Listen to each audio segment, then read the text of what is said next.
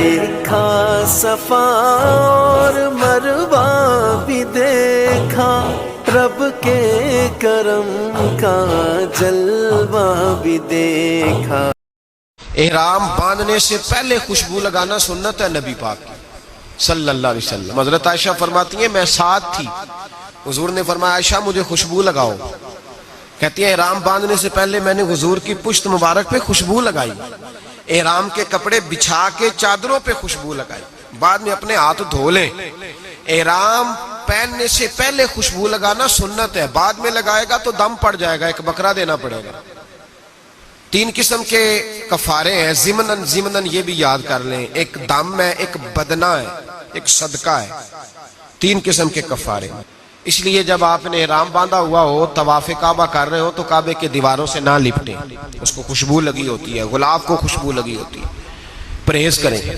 ہاں جب آپ روٹین میں جائیں طواف کرنے سادے کپڑوں میں تو پھر آپ کو اجازت۔ مرد حضرات سلے ہوئے کپڑے اتاریں گے، 2 بے سلی ہوئی چادریں، سلی ہوئی بالکل نہیں ہونی چاہیے، اور آپ اپنا احرام باندھ لیں۔ احرام باندھ کے 2 رکعت نماز نفل ادا کریں۔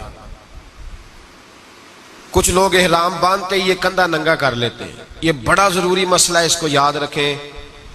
کندھا صرف کعبے کے 7 چکروں میں ننگا کرنا ہے، صحیح میں بھی ننگا نہیں کرنا، اس سے پہلے بھی منع ہے۔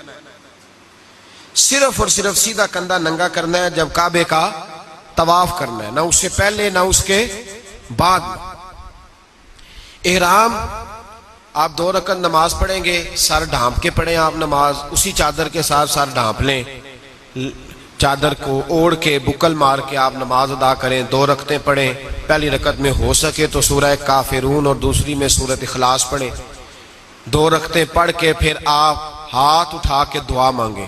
کیا دعا مانگیں؟ اے اللہ میں عمرے کی نیت کرتا ہوں، چونکہ تمتع والے نے پہلے عمرہ کرنا ہے۔ اے اللہ میں، اچھا یہ جو لوگ یہاں سے جاتے ہیں نا جدے، وہ بھی تمتع کریں گے چونکہ جا کے پہلے عمرہ کریں گے، اور جو ان کی فلائٹ پہلے مدینہ شریف کی ہے وہ بھی جب مدینے سے جائیں گے تو پہلے عمرہ کریں گے، پھر احرام کھول دیں گے، وہ بھی تمتع ہی کریں گے۔ تو دعا مانگے، اے اللہ میں عمرے کی نیت کرتا ہوں، اسے میرے لیے آسان فرما اور مجھ سے قبول فرما۔ لبیک کہیں گے۔ ہمارے قبلہ حاجی صادق صاحب رحمۃ اللہ علیہ بڑی خوبصورت بات فرمایا کرتے تھے، وہ کہتے تھے جب تو لبیک کہتا ہے تو تو کہتا ہے یا اللہ میں حاضر ہوں۔ لبیک کا معنی کیا ہے؟ اے اللہ میں، اس کے ترجمے پہ ضرور غور کریں، اے اللہ میں آ گیا ہوں، حاضر ہوں، اے اللہ میں آ گیا، یہ اس کا معنی ہے۔ آپ فرماتے تھے دیکھو نا بچے گھر رہ گئے، پیسے پڑے رہ گئے، جائیدادیں ادھر رہ گئی، ہر شے رہ گئی، اور 2 کپڑے پہن لیے جس طرح کفن پہنا جاتا ہے، اور ہر چیز چھوڑ چھاڑ کے کہا ہے اللہ میں نے کدھر جانا تھا، میں تیرا ہی ہوں، لبیک آ گیا ہوں، میں حاضر ہو گیا، میں نے کدھر جانا تھا۔ فرمایا اس ارادے کے ساتھ اس کی بارگاہ میں جا کے اللہ آ گیا، میں تیرا ہی تھا، میں کہیں جا ہی نہیں سکتا تھا، آ گیا ہوں۔ اور نبی پاک صلی اللہ علیہ وسلم نے فرمایا جب تو ایک دفعہ یا رب کہتا ہے تو اللہ کئی دفعہ کہتا ہے میرے بندے بتا کیا بات ہے۔ تو جب ہم اسے کہیں گے کہ ہم حاضر ہیں تو کتنا کرم فرمائے گا۔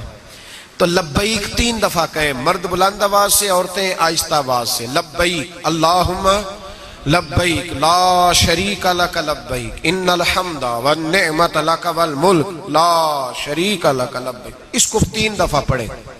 اب آپ کا احرام کی پابندیاں شروع ہو گئی۔ پابندیاں ذرا سن لیں۔